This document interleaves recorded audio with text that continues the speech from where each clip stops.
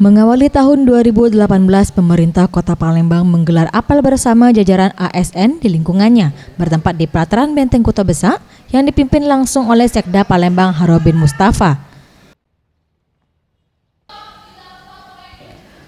Menurut Harobin Mustafa, Sekda Palembang mengajak semua PNS untuk semakin giat bekerja di tahun 2018 ini dalam hal melayani masyarakat, serta di tahun ini memasuki musim pilkada, netralitas PNS harus dijaga dengan tidak terlibat dalam kampanye pasangan calon.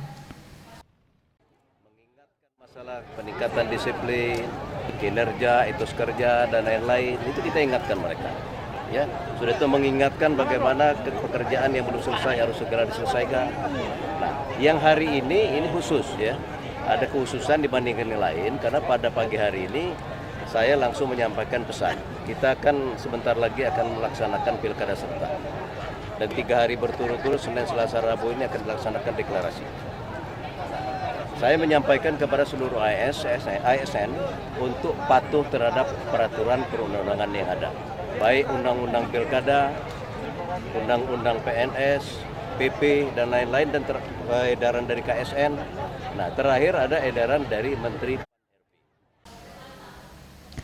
Ia menambahkan pelaksanaan Asian Games 2018 harus sukses, karena Palembang menjadi tuan rumah bersama Jakarta.